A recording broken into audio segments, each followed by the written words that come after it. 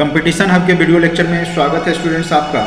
और आज का जो टॉपिक है GS2 सेक्शन का साइंस एंड टेक का है स्टूडेंट्स, बहुत ही इंपॉर्टेंट टॉपिक है आज का। इसको आप अच्छे से कर लें। इस बार जो है IT सेक्टर के क्वेश्चंस पूछे जाने की प्रबल संभावना है 67th BPSC में, तो इसको आप अच्छे से समझने का प्रयास कीजिएगा।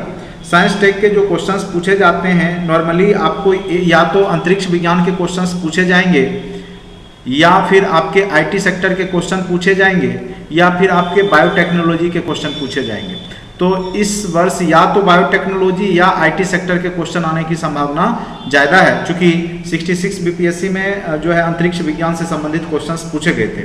इसलिए सबसे पहले हमने जो है आपको ऐसे मैंने अंतरिक्ष विज्ञान के कुछ एक टॉपिक को मैंने करवाया था, लेकिन अब फिलहाल में IT सेक्टर के जो 2-3 क्वेश्चंस इस बार पूछे जाने की संभावना है, तो उसको मैं करवा देता हूँ।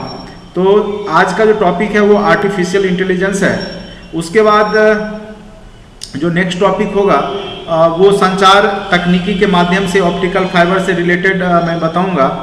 और 5G टेक्नोलॉजी, ये 5G टेक्नोलॉजी आने की संभावना भी ज़्यादा है, इसलिए इसके बाद जो टॉपिक होगा 5G टेक्नोलॉजी पे आधारित होगा। तो ये सब क्वेश्चंस मैं जो है लगातार अब आपको वीडियो लेक्चर के माध्यम से सारा टॉपिक कवर करवा दूंगा। और आपकी जानकारी के लिए मैं बता दूं स्टूडेंट्स कि अगर आप PDF चाहते हैं तो आप जो डिस्क्रिप्शन बॉक्स में लिंक है उससे आप परचेज कर सकते हैं। मात्र 1500 में स्टूडेंट्स आपको पूरा कोर्स करवाया जा रहा है।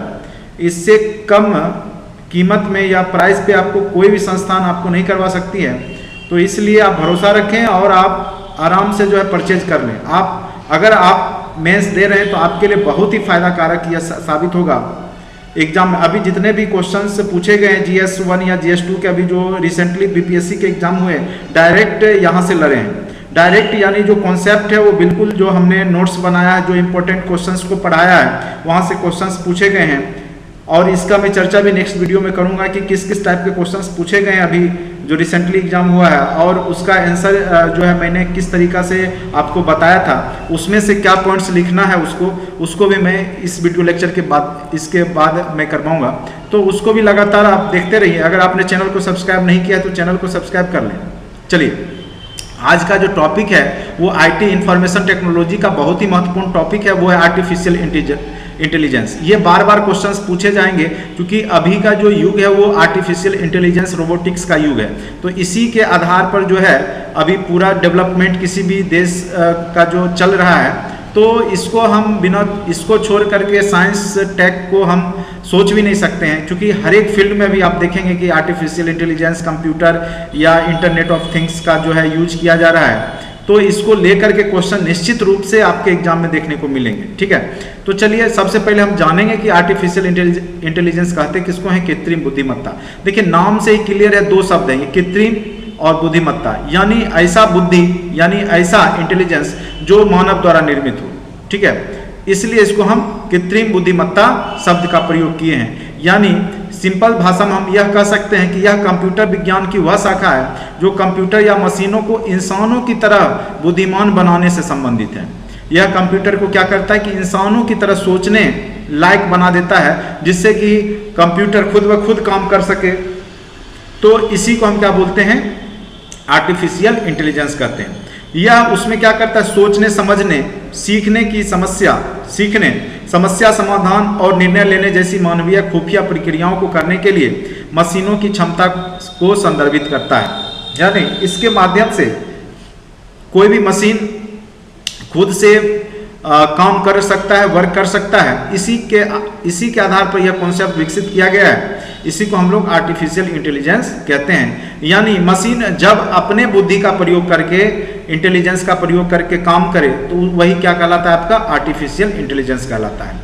ऐसे इस शब्द का सर्वप्रथम प्रयोग किसने किया था, तो मैकार्थी एक जो अमेरिकी वैज्ञानिक थे, उन्होंने किया था 1956 में। ठीक है, तो ये याद रखना है, सबसे पहले आर्टिफिशियल इंटेलिजेंस शब्द का प्रयोग किसने किया है, तो 1956 में उनका नाम था मैकार्थी। और ये MIT जो अमेरिका में है वहीं के ये छात्र रह चुके थे और इन्होंने ही रिसर्च किया था। अब देखिए, इसके उदाहरण में आर्टिफिशियल इंटेलिजेंस के उदाहरण में आप क्या क्या दे सकते हैं, रोबोटिक्स और ऑटोमेशन। आप देखेंगे जितने भी मशीन है, आप ऑटोमेटिक, जैसे आप छोटा सा घर में एग्जांपल लीजिए तो घर का जो वॉशिंग मशीन है वो भी ऑटोमेशन पे ही आधारित है। ठीक है। या धीरे धीरे अगर आप देखते होंगे कि मोबाइल में आप कुछ बोलते हैं और वो सेंसर आपका जो है जो वॉइस को टेक्स्ट में बदल देता है, तो एक प्रकार का मोबाइल भी रोबोटिक्स का काम कर रहा है, ठीक है। तो इस प्रकार से आर्टिफिशियल इंटेलिजेंस का प्रयोग करके आप कोई भी चीज़ सर्च कर लेते हैं मोबाइल में बोल करके। तो ये सभी कॉन्सेप्ट जो मशीन को सोचने लायक बना देता है, मशीन को काम करने लायक बना देता है, उसी को हम क्या कहते हैं, आर्टिफिशियल इंटेलिजेंस कहते हैं।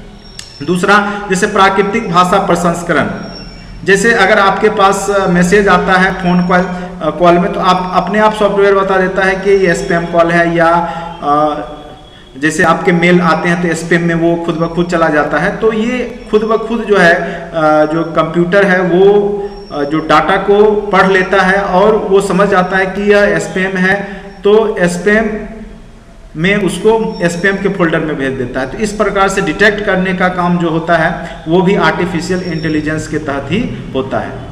उसके बाद पैटर्न की पहचान, जैसे कोई चेहरा है, अगर आप देखते होंगे कि मोबाइल में भी आपका फेस लॉक रहता है, तो फेस के आधार पे अगर आपका खुल जाता है या फेस के आधार पे किसी को आप पेमेंट करते हैं, तो इस तरीका से जो है चेहरा या मूंछ या जो पोजीशन है आपका आंख नाक कान, उसके आधार पे जो है पैटर्न पहचान लेता है मशीन।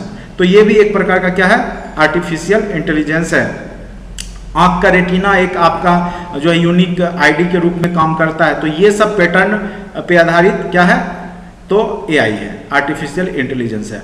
फिर है आपका मशीन विजन, एक कैमरा है जो एनालॉग टू डिजिटल रूपांतरण कर देता है, यानी वह जो है कैमरा आपके जो डाटा है उसको लेकर के उसको एनालॉग सिग्नल को डिजिटल सिग्नल में कन्वर्ट करके वो अपना काम करता है। जैसे अगर आप मोबाइल पे कुछ बोलते हैं, तो आप बोलते हैं फिजिकल फेनोमेना, जैसे आप वॉइस में बोले, तो उसका पैच को लेकर के वो क्या करता है आपका मोबाइल कि उसको टेक्स्ट में कन्वर्ट करता है डिजिटल में, फिर वह इंटरनेट पे सर्च करने लगता है। तो इसी कॉन्सेप्ट पे क्या होता है कि आर्टिफिशियल इंटेलिजेंस काम कर रहा होता है, ठीक है। तो ये आप उदाहरण में लिख सकते हैं। उसके बाद इसका प्रयोग कहाँ कहाँ हो रहा है अभी वर्तमान में, तो आप देखिएगा जैसे जिस प्रकार से आप कंप्यूटर लिखते हैं ना कि कृषि के क्षेत्र में से, तो वही सब चीज़ यहाँ भी आपको लिख देना है। जस्ट लाइक कंप्यूटर भी क्या आर्टिफिशियल इंटेलिजेंस, आपका मोबाइल भी एक प्रकार से आर्टिफिशियल इंटेलिजेंस, या आपका जो है फ्रीजर या कूलर है, या फिर घर में बहुत सारे जो भी वॉशिंग मशीन है, ये सब भी आर्टिफिशियल इंटेलिजेंस पे आधारित काम कर रहे होते हैं। तो छोटा सा एग्जांपल में आप ये सब भी लिख सकते हैं। तो खास करके इसका प्रयोग कंप्यूटर विज्ञान में तो हो ही रहा है एआई का, तो जहाँ जहाँ कंप्यूटर आप देख रहे हैं वहाँ वहाँ आपके आर्टिफिशियल इंटेलिजेंस का उपयोग हो रहा है। उसके बाद समाजशास्त्र में हो रहा है, मनोविज्ञान में हो रहा है, दर्शन शास्त्र में हो रहा है, यानी डायरेक्ट इस तीनों पॉइंट को एक शिक्षा लिख देंगे, इतना लिखने की जरूरत नहीं है, शिक्षा में बांट करके आप लिख दीजिएगा। उसके बाद चिकित्सा विज्ञान में भी, जैसे कैंसर का पता लगाने में, कैंसर का इलाज करने में, या कौन सा बीमारी का कौन सा लक्षण है, या लक्षण के आधार पर बीमारी को पकड़ने में, तो ये सब में अभी चिकित्सा विज्ञान में भी एआई का बहुत ज़्यादा यूज हो रहा है। कृषि विज्ञान में जैसे पत्ते को देख करके पता कर लेना कि इस पौधे में क्या बीमारी है, मिट्टी में क्या चीज़ की कमी है, तो ये सब का पता लगाने में भी एआई का प्रयोग किया जा रहा है। भाषा विज्ञान में जैसे गूगल ट्रांसलेटर आप लोग जानते होंगे, एलेक्सा एक जो है गूगल का जो आप देखते होंगे कि एक फैसिलिटी है कि आप कुछ बोलते हैं कि तुरंत सर्च करने लगता है। तो ये सब भाषा विज्ञान भी एआई से संबंधित है, या ट्रांसलेट करके अगर आप इंग्लिश में लिखते हैं उसको हिंदी में वो कन्वर्ट कर लेता है गूगल ट्रांसलेटर। तो इस तरीका से एआई का प्रयोग वहाँ भी हो रहा है। उसके बाद गणित इंजीनियरिंग, बड़े बड़े क्वेश्चंस को सॉल्व करने में, मैथमेटिकल ऑपरेशंस को सॉल्व करने में यहाँ पे एआई का यूज किया जा रहा है। खास करके अंतरिक्ष विज्ञान के कॉन्सेप्ट में भी इसका प्रयोग किया जाता है। तो ये सब आप विभिन्न प्रयोग को लिख करके आप एक्सप्लेन कर सकते हैं यहाँ पे प्रयोग में। तो वो तो क्वेश्चन के आयाम पे डिपेंड करेगा कि क्या कह रहा है। अगर उसका उपयोग पूछेगा तो आप जरूर अच्छे से इसको डिस्क्राइब कर देंगे, अगर नहीं पूछ रहा है तो उतना डिस्क्राइब करने की आवश्यकता नहीं है, बस मेन पॉइंट्स लिख करके आगे बढ़ जाएंगे, ठीक है। चलिए अब आ जाइए अनुप्रयोग या फायदे क्या है। जैसे अभी वर्तमान में एग्जांपल देके समझा सकते हैं कि बहुत सारे देश में क्या हो रहा है कि सेल्फ ड्राइविंग कारें आ रही है, अब आपके देश में भारत में भी ये आने वाला है। तो इसमें क्या होगा कि जैसे ये कार है मान के चलिए, तो इसके चारों ओर जो है कैमरे लगे रहेंगे इधर दाएं में। अब आसपास में किधर से कोई बाइक या गाड़ी आ रहा है तो सेंसर क्या होगा, सेंस कर लेगा और उसके हिसाब से यहाँ पे जो अपने आप जो है इसका मूवमेंट होता रहेगा, ठीक है।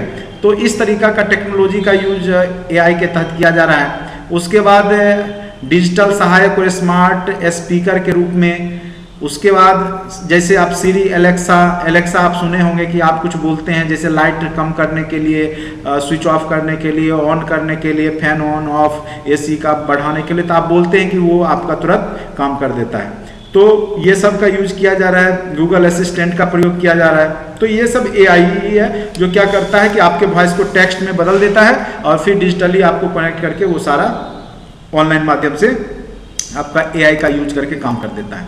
तो यानी फिजिकल जो भी घटना है उसको समझ करके एनालॉग या फिजिकल घटना को डिजिटल में कन्वर्ट करके वो उस पर काम करता है।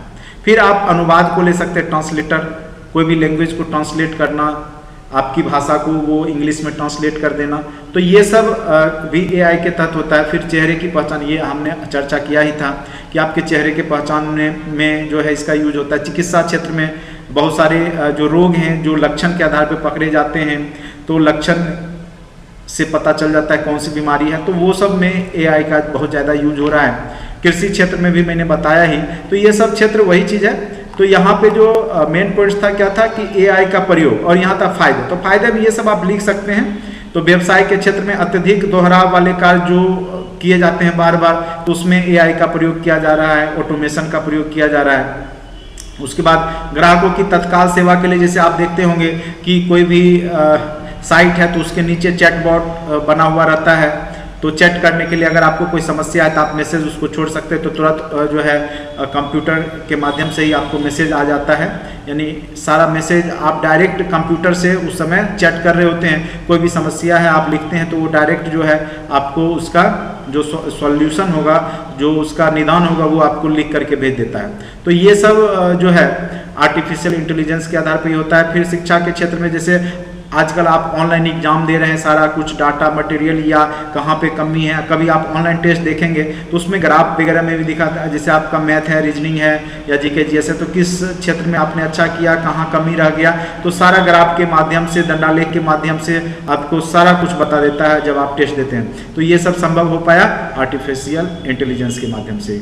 उसके बाद कहा जाता है कि भविष्य में जो टीचर हैं उसके जगह पे मशीनें भी हो सकता है कि पढ़ावे, क्योंकि बड़े बड़े जो भी यूनिवर्सिटी हैं या जो भी अगर टीचर की कमी है, प्रोफेसर की कमी है, ऐसे भी लोग अभी हम लोग क्या करते हैं कि कोई चीज़ टॉपिक नहीं समझ में आ रहा था, हम गूगल से सर्च करके वो चीज़ पढ़ते हैं या देखते हैं। तो एक प्रकार से गूगल पे सारा डाटा सेव है, तो उसी चीज़ का हम लोग प्रयोग कर लेते हैं। उसी प्रकार से आने वाले समय में हो सकता है कि टीचर की जगह जो है आर्टिफिशियल जो है इंटेलिजेंस के आधार पर रोबोटिक्स वगैरह यूज करे। अभी आप देखेंगे कि बहुत सारे देश हैं, जैसे जापान है, जर्मनी है, ये सब देश में जो विकसित देश हैं वहाँ पर रोबोटिक्स का प्रयोग बहुत तेज़ी से बढ़ा है। और उसमें क्या होता है कि होटल वगैरह में आप जाएंगे तो सर्व करने के लिए आपको रोबोट आते हैं, तो रोबोट के माध्यम से जो है बड़ी आसानी तरीका से जो है वो काम हो जाता है। तो जहाँ पे आबादी कम है, जहाँ पे मानव संसाधन कम है, वैसे देशों के लिए यह बहुत ही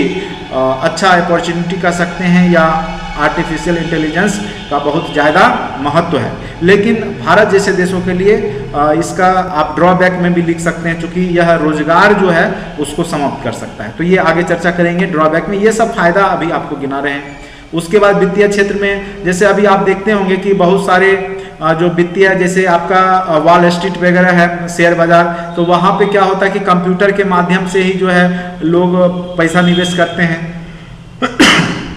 उसके बाद कहाँ पे वित्तीय धोखाधड़ी हो गया, किस कारण से हुआ, तो ये सब का पता लगाने में भी आपका जो है आर्टिफिशियल इंटेलिजेंस का प्रयोग किया जाता है। फिर कानूनी क्षेत्र में मामलों का विश्लेषण करने में और उससे जुड़ा डाटा निकालने में इसका प्रयोग किया जा रहा है। विनिर्माण क्षेत्र में रोबोट का उपयोग करके क्या हो रहा है कि 3D मैन्युफैक्चरिंग प्रिंटिंग मशीन है, जिसके माध्यम से आने वाले भविष्य में बिना मजदूर के मशीनों के माध्यम से ही 3D घर बनाया जा सकता है। सारे जिस प्रकार से 3D प्रिंटर का यहाँ पे प्रयोग किया जाता है कोई भी खिलौना बनाने में, अभी तो फिलहाल प्लास्टिक के सामान बनाने में इसका प्रयोग किया जा रहा है, लेकिन आने वाले समय में कहा जाता है कि इसका प्रयोग बड़े बड़े भवन निर्माण में भी किया जाएगा। तो ये बहुत बड़ा विनिर्माण क्षेत्र में योगदान होगा आर्टिफिशियल इंटेलिजेंस का। फिर गेम वगैरह में आप देखते होंगे कि हम लोग शतरंज खेलते हैं कंप्यूटर पे या मोबाइल में, तो अपने आप लूडो आप लोग खेलते होंगे, तो उसमें देखते होंगे कि खुद ब खुद जो है सिस्टम जो है आपको स्टेप आगे बढ़ते रहता है। तो इस प्रकार से वहाँ पे क्या होता है कि आर्टिफिशियल इंटेलिजेंस का प्रयोग किया जाता है। तो भविष्य में या अभी भी वर्तमान में आप देखते हैं कि गेमिंग में ये, अगर आपके पास कोई पार्टनर नहीं है खेलने वाला, तो आप डायरेक्ट जो है मोबाइल से या आप कंप्यूटर से खेल लेते हैं। तो ये एआई के तहत ही संभव हो पाया है। फिर साइबर सुरक्षा में भी एआई इंपॉर्टेंट रोल निभाता है। अगर कोई भी स्पैम है या कोई भी उस तरीका से इलीगल एक्टिविटी हो रहा है तो आपको तुरंत आपके मोबाइल पे मैसेज आ जाता है कि आपके अकाउंट के साथ छेड़छाड़ हो रहा है, ये सब। तो ये साइबर सुरक्षा में भी आपको मदद करेगा, ठीक है। उसके बाद स्मार्ट सिटी के प्लान में इंफ्रास्ट्रक्चर के संरक्षण में, जैसे कोई भी शहर है उसमें अगर लगा दिया जाएगा तो कहाँ पे कौन सी घटनाएं घटित हो रही है, कहीं पे अगर कोई बैड एलिमेंट्स या कुछ हैं तो वो तुरंत बता देगा। या लाइट जैसे शाम के समय अपने आप जल जाना चाहिए, सुबह होते होते अपने आप जो है वो लाइट बंद हो जाना चाहिए। तो ये सब भी आर्टिफिशियल इंटेलिजेंस के तहत जो है स्मार्ट सिटी बनाने में मदद कर सकता है। रख रखाव, कोई भी जो प्रोडक्ट है या गाड़ी है या वाहन है या पार्किंग है, तो उसके रख रखाव में भी ये सब का प्रयोग किया जा रहा है। उसके बाद अंतरिक्ष क्षेत्र में देखिए, अंतरिक्ष क्षेत्र में मानव को डायरेक्ट भेजना क्या होता है कि खतरनाक होता है। तो इसके लिए अब क्या हो रहा है कि जैसे चंद्रमा पे भेजना है, मंगल ग्रह पे भेजना है, तो वहां पे रोबोट को जो भेजा जाता है वो भी एआई पे ही आधारित होते हैं। तो इसका प्रयोग वहां पे अन्वेषण कार्य करने में, रिसर्च करने में किया जाता है अंतरिक्ष क्षेत्र में। फिर खनन क्षेत्र में भी कहीं पे पता लगाने में कि कहाँ पे ईंधन है, ईंधन अन्वेषण प्रक्रियाओं में, समुद्र तल के नीचे का पता लगाने में, तो ये सब का खनन उद्योग में भी किया जा रहा है। जितना आप लिख सकते हैं, बहुत बड़ा फील्ड है आर्टिफिशियल इंटेलिजेंस का, उतना आप लिख नहीं पाइएगा, लेकिन मैं सुना देता हूँ तो कुछ कुछ आपको सोचने की क्षमता क्या हो जाएगी, यहाँ पे विकसित हो जाएगी, जिस कारण से आप अच्छे से लिख लेंगे। उसके बाद है बॉर्डर क्षेत्रों की रक्षा करने पर, जैसे अभी क्या होता है कि ड्रोन विकसित किया जा रहा है। तो ड्रोन भी एक प्रकार का क्या है कि आर्टिफिशियल इंटेलिजेंस के आधार पे ही काम करेगा। ड्रोन में कैमरे लगे होंगे, वो ड्रोन देख लेगा कि दुश्मन आ रहा है या दुश्मन का अटैक होने वाला है या कुछ भी, तो सेना अगर वहां पे जाए, उसके जगह पे क्या ड्रोन को भेजा जाएगा, तो उसके माध्यम से जो है अब ड्रोन के पास भी हथियार होगा, अगर कोई भी एक्टिविटी दिखेगा तो वो फायर करना शुरू कर देगा। तो इससे क्या होगा कि जो सेना होगी यहाँ पे, अगर मरने का खतरा रहता है युद्ध में, तो वो सब की कमी यहाँ पे आएगी। फिर दुश्मन की निगरानी करने में कि दुश्मन क्या एक्टिविटी कर रहे हैं आसपास, तो आप ड्रोन के माध्यम से, तो ड्रोन भी एक प्रकार से कह सकते हैं कि आर्टिफिशियल इंटेलिजेंस के तहत ही काम करता है, ठीक है। तो रक्षा क्षेत्र में भी। उसके बाद अब देखिए कृत्रिम बुद्धिमत्ता के लाभ क्या हैं, जो आप एआई का यूज करते हैं उसके फायदे। ये तो हमने आपको उपयोग बताया एग्जाम्पल स्वरूप, लेकिन इसके लाभ क्या होते हैं कि जटिल और तनावयुक्त कार्य करने में सक्षम। जो जटिल काम है जिसमें मनुष्य को करने में बहुत ज़्यादा टाइम लगने वाला है, या बहुत ज़्यादा जैसे लंबे लंबे कैलकुलेशन करने हैं या कुछ, तो उस तरीका के कार्य को संपन्न करने में इसका बहुत ज़्यादा उपयोग किया जा रहा है। उसके बाद मानव की अपेक्षा ये क्या करते हैं कि शीघ्रता से कार्य करते हैं, यानी कम समय में। और ह्यूमन में क्या होता है, कुछ एरर भी आता है, इसमें आपका गलती होने की संभावना कम रहती है। उसके बाद रोबोटिक्स की सहायता से आप बाह्य अंतरिक्ष के मामलों में भी रिसर्च कर सकते हैं। अनसुलझे जो रहस्य हैं पृथ्वी का, ब्रह्मांड का, वो भी इसको सॉल्व किया जा सकता है। तो रक्षा अनुसंधान में, तो ये सब में बुद्धिमत्ता, एआई का, कृत्रिम बुद्धिमत्ता का प्रयोग किया जा रहा है। अब इसके ड्रॉबैक कुछ जान लीजिए, इसके दोष क्या हो सकते हैं कि, तो सबसे पहला तो नौकरी का नुकसान, क्योंकि अब भारत जैसे देशों में क्या है कि मानव जो है बहुत ज़्यादा जनसंख्या है, तो जनसंख्या के कारण इसको रोजगार भी चाहिए, और जब एआई का प्रयोग किया जाने लगेगा तो मानव को रोजगार नहीं मिलेगा, तो उस केस में क्या होगा, नौकरी की नुकसान होगी, ये लिख सकते हैं। उसके बाद क्या होगा कि आने वाले समय में बहुत सारी कंपनियां अब क्या है कि किसी भी एम्प्लॉय की प्रमोशन के लिए क्या करेगी कि वो कंप्यूटर के माध्यम से ही उसके प्रोजेक्ट के आधार पर उसको प्रमोशन देगी। तो ऐसे में क्या होगा कि रोबोट बॉस बन जाएगा, और रोबोट ही आपके जो है प्रमोशन में आपका जो इंक्रीमेंट होगा, जो भी उसमें भूमिका निभाएगा, तो रोबोट बॉस हो जाएगा आपका, ठीक है। उसके बाद मानव त्रुटि, गलती तरीका से कोडित, अगर कोई भी मानव इसका प्रयोग गलत इस्तेमाल के लिए भी कर सकता है, उसमें गलत डाटा का प्रयोग करके कोई भी बड़े एक्टिविटी को अंजाम दे सकता है। हैकर्स हैक कर लेगा, और जो है हैक करके जो है जो भी उसमें लाभ की जगह नुकसान कर सकता है उस काम को, तो हैकर्स द्वारा हैक किया जा सकता है। उसके बाद बहुत ज़्यादा खर्च आता है इसमें, उच्च लागत है, और कोई पार्ट्स खराब होने पे बहुत ज़्यादा उसमें जो है मनी लगता है ठीक होने करने में, तो ये सब आप लिख सकते हो, उच्च लागत। उसके बाद यह मनुष्य की नकल नहीं कर सकता, क्योंकि इसमें मनुष्य के द्वारा जो फिक्स किए जाते हैं डाटा या जो भी सूचना उसको पहले से फिक्स रहता है, उसी के आधार पर यह काम करता है, यानी पूर्वाग्रह इसमें रहेगा, यानी जो आप पहले से उसमें डाटा डाल देते हैं उसी के आधार पर काम करता है। नवीन समस्या के साथ, नए समस्या के साथ वह प्रॉब्लम को सॉल्व नहीं कर पाएगा। आप जो पहले से उसमें फिक्स कर रखे हैं वो उतना ही सोच पाएगा, ठीक है। तो ये मनुष्य की नकल नहीं कर सकता, वे वही करते हैं जो प्रोग्राम में किया जाता है। जो प्रोग्राम में, जैसे आप मान के चलिए कोई प्रोग्राम बनाया गया जोड़ने का, ए में जैसे ए प्रोग्राम है उसमें एक्स और वाई को जोड़ने का है, तो जब भी हम ए करेंगे तो एक्स वाई को जोड़ेगा, ये घटाएगा नहीं, क्योंकि इसमें प्रीफिक्स प्लान है कि जब भी ए हम क्लिक करेंगे तो वो एक्स वाई जो डाटा है उसको जोड़ देगा, ठीक है। तो ये वही करता है जो आप इससे करवाना चाहते हैं, ये अपने मन से कुछ भी नहीं कर सकता है। तो ये यहाँ पर ड्रॉबैक में आप लिख सकते हैं। उसके बाद कोई मूल रचनात्मक नहीं है, ये मनुष्य की तरह नहीं सोच सकता, अत्यधिक संवेदनशील और भावनात्मक बुद्धिजीवी है। मनुष्य क्या है कि संवेदनशील है, भावना भी होती है, लेकिन इसके पास भावनाएं नहीं होगा, और वे देखते, सुनते, सोचते हैं मनुष्य, लेकिन महसूस भी करते हैं मनुष्य, लेकिन यह मशीनें महसूस और जो है इनके पास संवेदना या भावना नहीं होगा, तो यह नुकसानदेह होगा मानव जाति के लिए। तो ये भी है। उसके बाद निजता और सुरक्षा, जैसे चेहरे की पहचान, बहुत सारे आप हॉलीवुड मूवी में देखते होंगे कि चेहरे का क्या किया जाता है कि उसका स्कैन किया जाता है और उसके सारे डाटा, उसका डेट ऑफ बर्थ, उसका घर, उसका जो भी फैमिली मेंबर्स या सब कुछ पता कर लिया जाता है। तो ये आपका क्या कर सकता है कि आने वाले समय में आपकी गोपनीयता और सुरक्षा को नुकसान दे सकता है। नागरिक स्वतंत्रता के संबंध में यह चिंताएं बढ़ा सकता है। कोई भी आपका डाटा का प्रयोग विभिन्न माध्यम में कर सकता है, ये जो है चेहरे की पहचान जो तकनीक है उसका प्रयोग करके, ठीक है। तो इस तरीका से यहाँ पे नुकसानदेह हो सकता है। तो ये सब आप ड्रॉबैक लिख सकते हैं। तो पॉजिटिव और निगेटिव दोनों प्रभाव हैं, तो दोनों आप जरूर लिखेंगे जब भी ये क्वेश्चन पूछे। अब देखिए AI अपनाने की वैश्विक स्थिति में आप देखिएगा सबसे ज़्यादा अभी जो AI का काम कर रहा है वो है चीन। 2030 तक माना जा रहा है कि चीन 26% अपने GDP में AI का प्रयोग कर लेगा, यानी वहाँ के GDP में 26% योगदान किसका हो जाएगा, तो AI का हो जाएगा, आर्टिफिशियल इंटेलिजेंस का। UK भी, ब्रिटेन भी है, लगभग 10% घरेलू उत्पाद में 2030 तक इसका उपयोग कर लेगा। अब आ जाइए कुछ डाटा को हम देख लेते हैं, भारत और AI। क्योंकि देखिए ये क्वेश्चन जब भी पूछेगा तो बड़ा आयाम लेके आएगा, ठीक है। तो भारत में AI का क्या योगदान है, भारत सरकार क्या कर रही है, इससे रिलेटेड जरूर यहाँ पे आपको सब पार्ट में, क्वेश्चन के पार्ट में डाल दिए जाएंगे। तो ग्लोबल AI रिपोर्ट के अनुसार भारत का रैंक केमा है अभी, तो ग्लोबल इंडेक्स जो आपका आर्टिफिशियल इंटेलिजेंस रिपोर्ट है 2019 के अनुसार भारत का रैंक इसमें 9वां बताया गया है। सबसे शीर्ष पे अमेरिका है, उसके बाद चीन है, उसके बाद ब्रिटेन है, ये तीनों देश शीर्ष पे हैं। और भारत का पोजीशन क्या है, 9वां पोजीशन है। तो इसमें भी आप कह सकते हैं बहुत अच्छा पोजीशन है, और भी भारत प्रयास कर रहा है कि उसके आगे आए, क्योंकि IT सेक्टर में अभी वर्तमान में भारत भी बहुत आगे बढ़ चुका है। उसके बाद है CBSE की 9वीं कक्षा में भी इसको ऐच्छिक विषय के रूप में शामिल किया गया है कि अब बच्चों को आर्टिफिशियल इंटेलिजेंस की जो है पढ़ाई करवाई जाएगी CBSE बोर्ड में। उसके बाद IIT हैदराबाद में AI से BTech करने का भी जो है कोर्स शुरुआत कर दिया गया, यानी इसकी उपयोगिता को देखते हुए भारत सरकार ने जो है, और IIT हैदराबाद के माध्यम से क्या होगा कि अब स्टूडेंट्स जो हैं AI में BTech भी कर सकते हैं।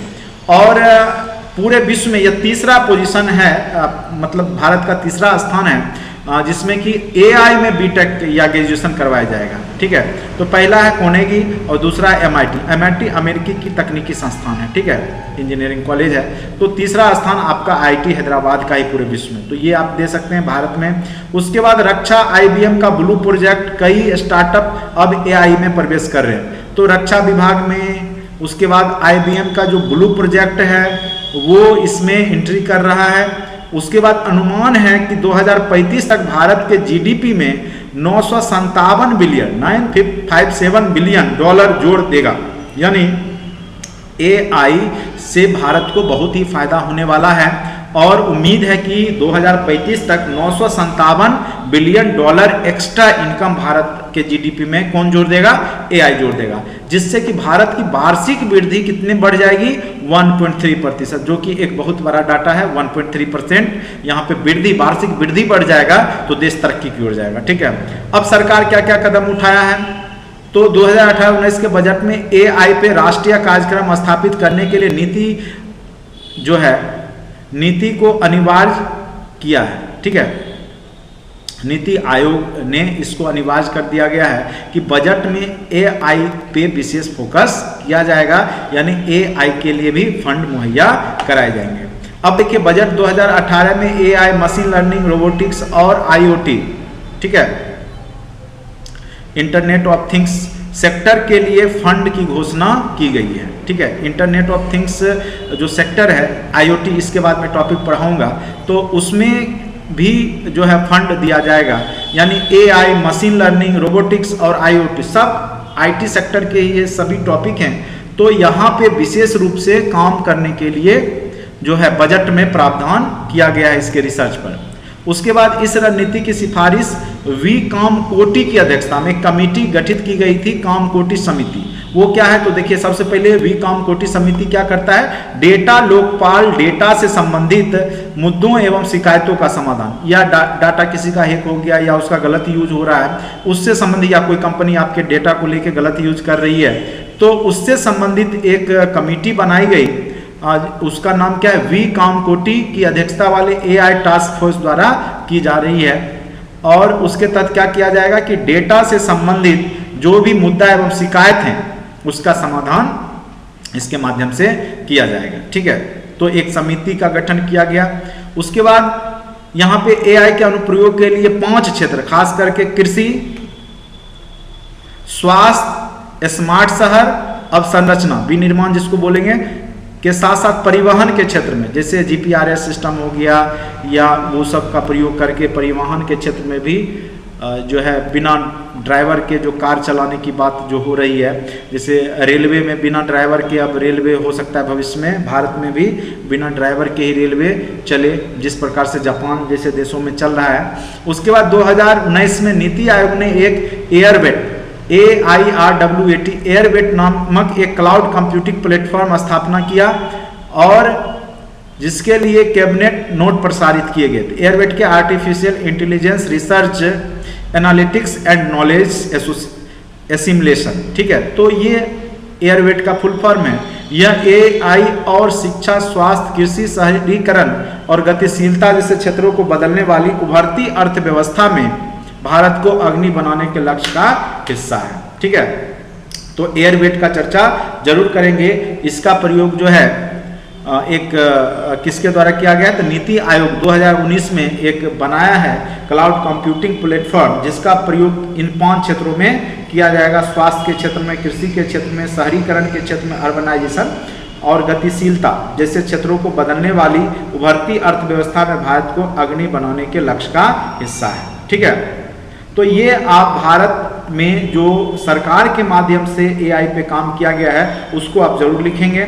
उसके बाद है एआई का क्या महत्व है भारत के लिए, या किसी भी देश के लिए अगर पूछता है महत्व या विश्व के लिए, तो देखिए भारत एआई का पावर हाउस बन सकता है, यानी भारत में इसकी बहुत बड़ी संभावनाएं हैं। क्योंकि भारत में मानव संसाधन का प्रयोग आईटी सेक्टर में बहुत ज़्यादा आने वाले भविष्य में किया जाएगा, इसलिए यहाँ पे आईटी का पावर, एआई का पावर हाउस भी बन सकता है।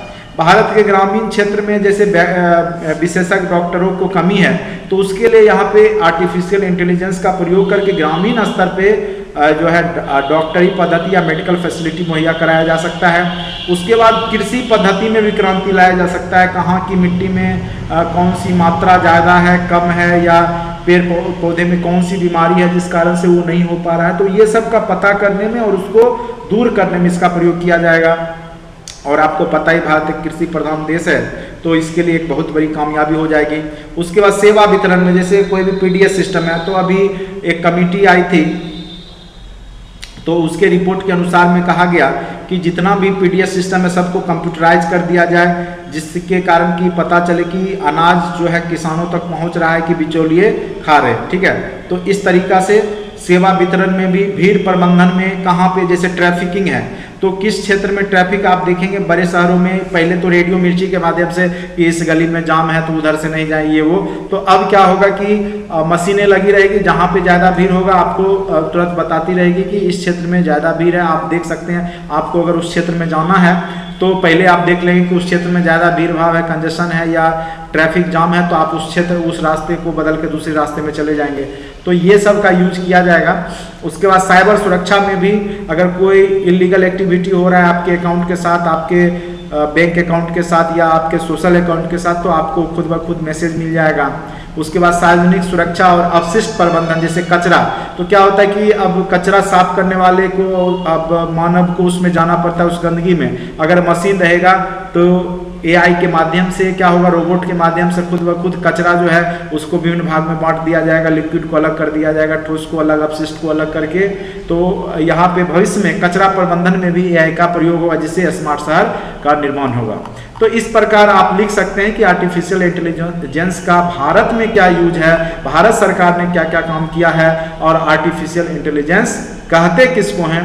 अगर कंप्यूटर से भी IoT के भी बारे में पूछेगा तो इसी से रिलेटेड आपको सारा कुछ लिखना होता है, कुछ ज़्यादा फर्क अंतर है नहीं, ठीक है। तो इस प्रकार से आप इस आंसर को लिख सकते हैं। लास्ट में जैसा क्वेश्चन पूछेगा उसके हिसाब से निष्कर्ष निकाल सकते हैं। जैसे पूछ दिया यहाँ पे भारत में, तो लिख सकते हैं कि इस प्रकार हम पाते हैं कि भारत सरकार ने विभिन्न योजनाओं के माध्यम से, विभिन्न कार्यक्रम के माध्यम से जो है AI आर्टिफिशियल इंटेलिजेंस पर विशेष ध्यान दिया है और आने वाले भविष्य में 2035 तक उम्मीद है कि भारत भी जो है आर्टिफिशियल इंटेलिजेंस में जो है GDP में इसका विशेष योगदान हो सकता है। इस तरीका से आप जो आप लिखते हैं उसी को निष्कर्ष में लिख देते हैं, ठीक है। तो आपका अच्छा आंसर राइटिंग माना जाएगा। तो यहाँ पे मेन पॉइंट्स यही था, इसको आप समझ गए होंगे, हम उम्मीद कर रहे हैं। अगर आपको अच्छा लगता है तो लाइक करें, सब्सक्राइब करें। और स्टूडेंट्स, अगर आपको मेंस लिखने का मौका मिल रहा है तो आप जो है कोशिश करें कि जितना ज़्यादा से ज़्यादा लिखें, और हम तो कहेंगे आप परचेज जरूर कर लें, जिसके कारण कि आपको क्या होगा कि आपके पास मटेरियल होंगे तो आप उसको तेजी से आप पढ़ सकते हैं, रिवाइज कर सकते हैं। अब टाइम बहुत ही कम है और अगर एक बार मौका मिल रहा है तो इसको गवाए नहीं। तो आज के वीडियो लेक्चर में इतना ही। देखने के लिए धन्यवाद। आज का दिन आप लोग के लिए शुभ और मंगलमय हो।